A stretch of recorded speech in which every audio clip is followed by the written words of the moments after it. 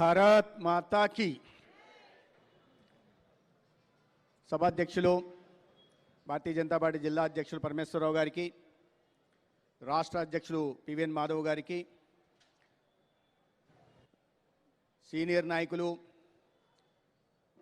అనకాపల్లి గౌరవ శాసనసభ్యులు కొంతాల రామకృష్ణ గారికి, గౌరవ శాసనసభ్యులు బండారు సత్యనారాయణ మూర్తి గారికి, విజయ్ కుమార్ గారికి, పంచకల రమేష్ గారికి, దాడి వీరభద్రరావు గారికి, ముఖ్యంగా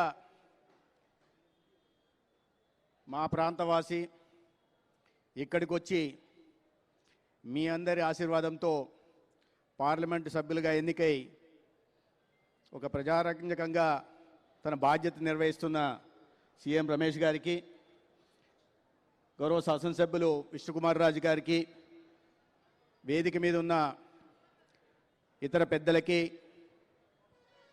తెలుగుదేశం, జనసేన, భారతీయ జనతా పార్టీ నాయకులకి, కార్యకర్తలకి అందరికీ నమస్కారం. సమయాభావం, మాధవ్ గారు కూడా మాట్లాడాలి. చాలా ముందు వక్తలు అటల్ బిహారీ వాజ్పేయి గారి వ్యక్తిత్వం గురించి, వారి గొప్పతనం గురించి, ఈ దేశానికి వారు అందించిన సేవల గురించి చెప్పడం జరిగింది. ఆయన ఒక స్ఫూర్తిదాత, అభివృద్ధి ప్రదాత, అతి సాధారణ దిగువ మధ్య తరగతి కుటుంబంలో పుట్టి అసాధారణ స్థాయికి చేరిన అసామాన్య నాయకుడు. పార్టీలకు అతీతంగా, ప్రాంతాలకు అతీతంగా, వర్ణాలకు అతీతంగా, వర్గాలకు అతీతంగా, వయసుకు అతీతంగా, చివరికి భావజాలాలకు అతీతంగా కూడా అందరి మన్ననలను పొందిన అభిమాన నాయకుడు అటల్ బిహారీ వాజ్పేయి గారు.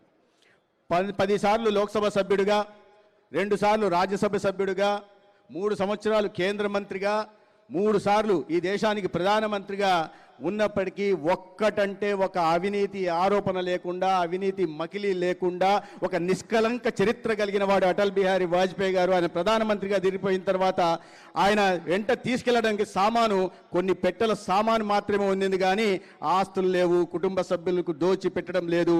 అటువంటి హిమాలయాల కన్నా పెద్ద వ్యక్తిత్వం, ఎత్తైన వ్యక్తిత్వం కలిగిన వ్యక్తి అటల్ బిహారీ వాజ్పేయి గారు అనే విషయం నేను చెప్పాలి.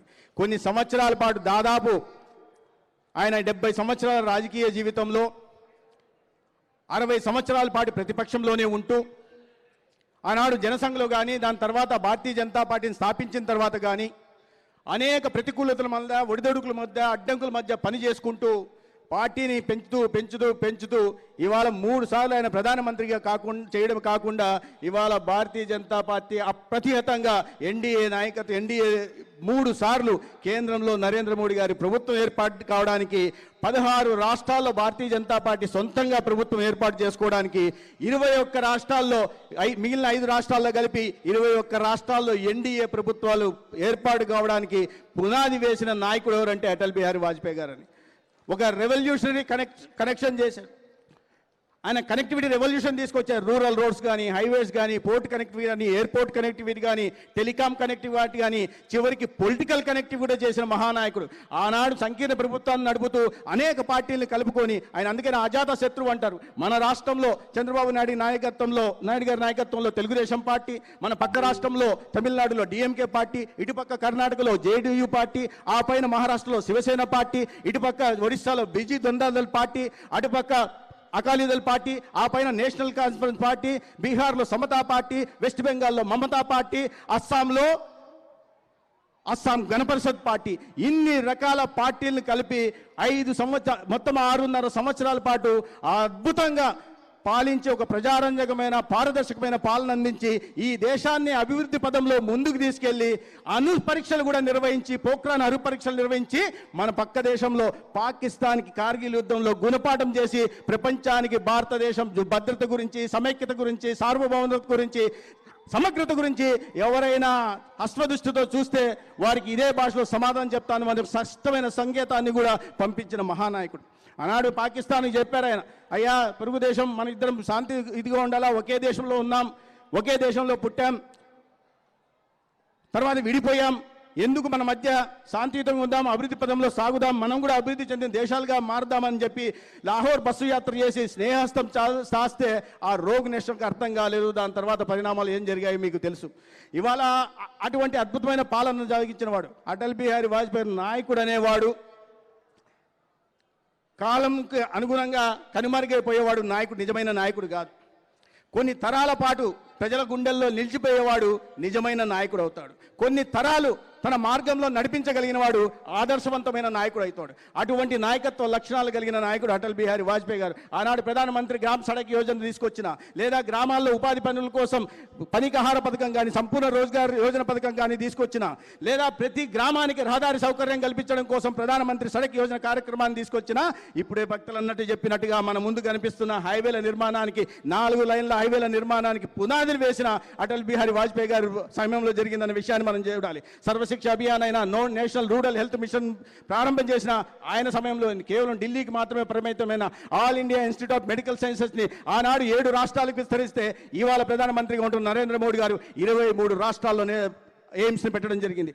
మన దేశంలో ఎక్కడ కూడా ఒక్కటంటే ఒక్క మెట్రో రైలు లేకపోతే ఆనాడు ఢిల్లీలో కానీ, బాంబేలో కానీ, కలకట్టాలో కానీ, బెంగళూరులో కానీ మొదలు పెడితే 4 రాష్ట్రాల నుంచి ఇవాళ 24 రాష్ట్రాల్లో మెట్రో పనులు జరుగుతున్నాయి. మన రాష్ట్రంలో కూడా రాబోయే కొద్ది సంవత్సరాల విశాఖపట్నంలో కూడా మెట్రో రాబోతుందన్న విషయాన్ని అర్థం చేసుకోవాల్సి ఉంది. మిత్రులారా, ఆనాడు మన సైనిక శక్తిని, రక్షణ శక్తిని అటల్ బిహారీ వాజ్పేయి గారు పోఖ్రాన్ అణు పరీక్షల ద్వారా చూపిస్తే, తర్వాత మన దేశంలో ప్రధానమంత్రిగా ఈనాడు అదే అడుగుజాడల్లో వస్తున్న నరేంద్ర మోడీ గారు మన దేశంలో ఉగ్రవాదానికి ఊతమిచ్చి ప్రేరేపిస్తున్న రోగ్ నేషన్ పాకిస్తాన్కి అనేక సందర్భాల్లో, అది సర్జికల్ స్ట్రైక్ ద్వారా కావచ్చు, ఎయిర్ స్ట్రైక్ ద్వారా కావచ్చు, ఇటీవల ఆపరేషన్ సింధూర్ ద్వారా కావచ్చు, గుణపాఠం, వారికి అర్థమయ్యే భాషలోనే గుణపాఠం నేర్పించి అదే సమయంలో ప్రపంచానికి కూడా ఒక స్పష్టమైన సంకేతాన్ని కూడా అందించడం మనం చూసాం.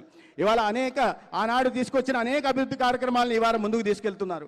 అదే స్టాండప్ ఇండియా అని, స్టార్టప్ ఇండియా అని, మేక్ ఇన్ ఇండియా అని, డిజిటల్ ఇండియా అని, స్కిల్ ఇండియా అని, క్లీన్ ఇండియా అని, ఫిట్ ఇండియా అని కొన్ని వినూత్నమైన కార్యక్రమాలు తీసుకొచ్చి ఆనాడు ఏ మార్గాన్ని అటల్ బిహారీ వాజ్పేయి గారు చూపించారో ఆ మార్గంలోనే నడుస్తూ మోడీ గారు ఇవాళ ఎక్కడో ప్రపంచంలో 11వ స్థానంలో కునారిల్లిపోతూ పేద దేశంగా పరిగణించబడుతున్న భారతదేశాన్ని అది కొద్ది కాలంలోనే ప్రపంచంలో 4వ పెద్ద ఆర్థిక వ్యవస్థగా తీసుకొచ్చి, రాబోయే 2 సంవత్సరాల్లో 3వ పెద్ద ఆర్థిక వ్యవస్థగా తీసుకొచ్చి, ఏనాడైతే స్వాతంత్రం సిద్ధించి 100 సంవత్సరాలు పూర్తి చేసుకుంటే సంబంధంగా మనం సంబరాలు చేసుకుంటామో, ఆనాడికి 1వ స్థానానికో 2వ స్థానానికి తీసుకెళ్లి భారత్ ప్రపంచం ముందు ఒక మళ్ళీ విశ్వగురువుగా పునర్వైభవాన్ని సాధించి ఆవిష్కరించే ప్రయత్నం కూడా ఇవాళ జరుగుతూ ఉంది. అనేక అభివృద్ధి కార్యాలు వాటి గురించి చెప్పుకుంటా పోతే సమయం లేదు. ఆనాడు ఎన్డీఏలో అటల్ బిహారీ వాజ్పేయి గారితో ఎన్డీఏ అధ్యక్షుడిగా చంద్రబాబు నాయుడు గారు ఉన్నారు. ఆనాడు కూడా 5 సంవత్సరాల పాటు రాష్ట్రం అభివృద్ధి పదంలో ముందుకు సాగిన విషయం మనందరికీ తెలుసు. దాని తర్వాత 2014లో మళ్ళీ మోదీ గారి నాయకత్వంలో ప్రధానమంత్రిగా, రాష్ట్రంలో గౌరవ ముఖ్యమంత్రిగా చంద్రబాబు నాయుడు గారి నాయకత్వంలో 2014 నుంచి 19 దాకా రాష్ట్రం విభజించబడిన తర్వాత కూడా వాటిని తట్టుకొని నిలబడి రాష్ట్రాన్ని అభివృద్ధి పదంలో తీసుకెళ్లి అభివృద్ధిని, సంక్షేమాన్ని సమాంతరంగా తీసుకెళ్లే కార్యక్రమం కూడా జరిగింది.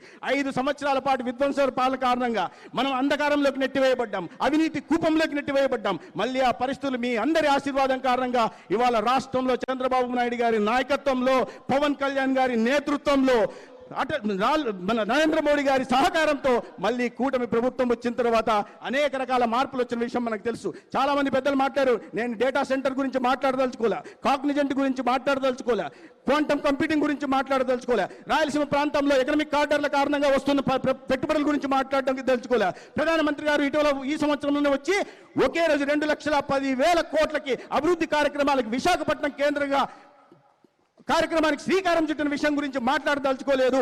ఇవాళ ఈ విశాఖపట్నానికి వస్తున్న 1,00,000 కోట్ల పెట్టుబడుల గురించి కూడా నేను మాట్లాడదలుచుకోలే, అమరావతి నిర్మాణం గురించి మాట్లాడదలుచుకోలే, పోలవరం గురించి మాట్లాడదలుచుకోలే. కానీ ఒక విధ్వంసకరమైన ఆర్థిక వ్యవస్థని వారసత్వంగా తీసుకున్నప్పటికీ కూడా నాయకత్వం ఇవాళ చంద్రబాబు నాయుడు గారి రూపంలో, పవన్ కళ్యాణ్ గారి రూపంలో అద్భుతమైన పాలన తీసుకొస్తూ, అభివృద్ధిని, సంక్షేమాన్ని సమాంతరంగా తీసుకొస్తూ, అనేక రకాల ఆర్థిక వనరుల లేమి ఉన్న నేపథ్యంలో కూడా ఇవాళ సంక్షేమ పథకాలని అమలు చేస్తున్నారు. ఇచ్చిన మాట మీద నిలబడి ఇవాళ సామాజిక పెన్షన్లకు సంబంధించిన విషయం కావచ్చు, లేదంటే పిల్లలు చదువుకోవడానికి తల్లికి వందనం కావచ్చు, లేదా అన్నదాతకు అండగా ఉండడం కోసం అన్నదాత సుఖీబాబు కావచ్చు, లేదా అక్క చెల్లెళ్ళ కోసం నాదేళ్ల మనోహర్ గారు అందిస్తున్న దీపం పథకం కావచ్చు.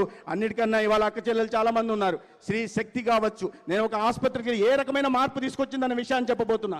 నేను ఒక ఆసుపత్రికి వెళ్ళా, చాలా ఓపీలు పెరిగాయి గతంతో పోలిస్తే. సంవత్సరం ముందు చూస్తే ఏందమ్మా సడన్గా ఎందుకు పెరిగిందని అడిగితే, ఏముంది సార్, ఇంత ముందు రెఫర్ రాస్తే వచ్చేవాళ్ళు కాదు, 40 కిలోమీటర్లు 50 కిలోమీటర్లు రావాలంటే ఛార్జీలు కదా అని ఇప్పుడు మేము పెద్ద ఆసుపత్రికి రెఫర్ చేస్తే తీసుకెళ్లి ఉచితంగా బస్సు ఉంది కాబట్టి చూపించుకుంటున్నారు, ఆరోగ్యాన్ని జాగ్రత్తగా కాపాడుకుంటున్నారు సార్ అని చెప్పింది ఆవిడ.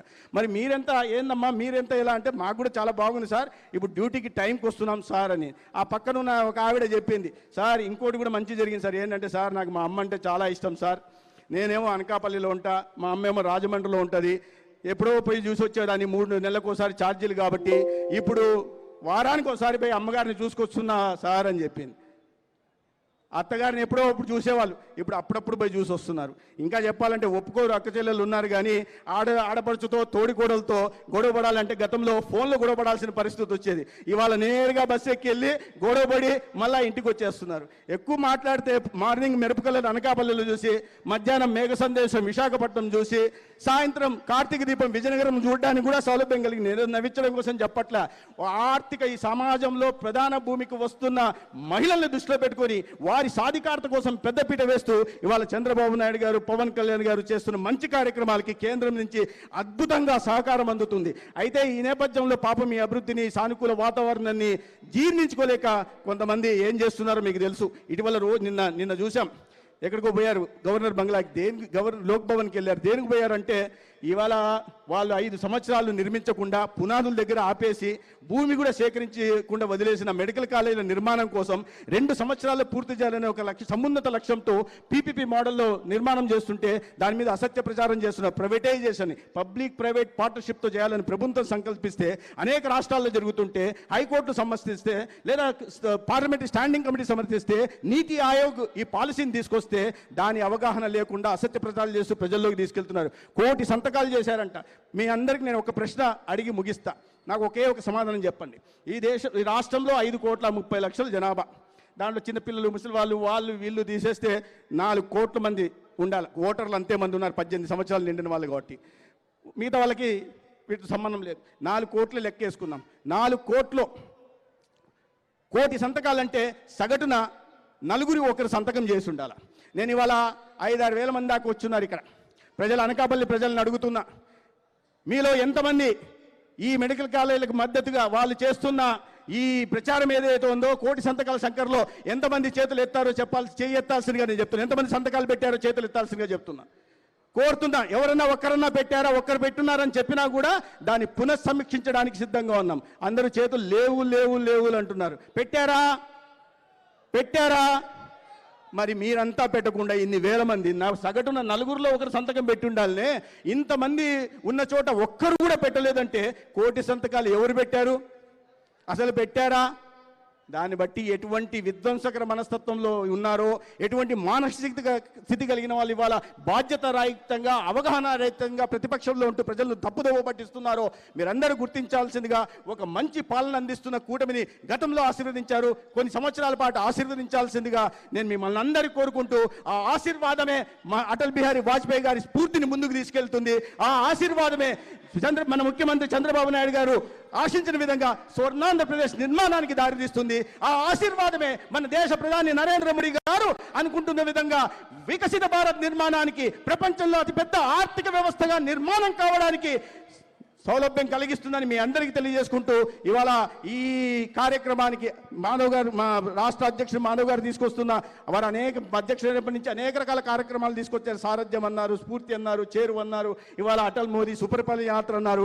ప్రతి ఒక్కటి ప్రజల్లోకి వెళ్ళేలాగా, ప్రజల్లో ఆలోచించేసే విధంగా, అదేవిధంగా కూటమి స్ఫూర్తిని కూడా ముందుకు తీసుకెళ్లే ప్రయత్నం చేస్తున్నారు. వారికి నేను ప్రత్యేకంగా ధన్యవాదాలు తెలియజేసుకుంటూ, ఇంత సమయాన్ని కేటాయించి కూటమి స్ఫూర్తిని మరింత ముందుకు తీసుకెళ్లేలాగా ఇవాళ ఎంతో అనుభవం ఉంటున్న పెద్దలు వేదిక మీద ఉన్నారు. వారందరికీ కూడా ధన్యవాదాలు తెలియజేసుకుంటూ సెలవు తీసుకుంటాను. భారత్ మాతా కీ జై. ధన్యవాదాలు.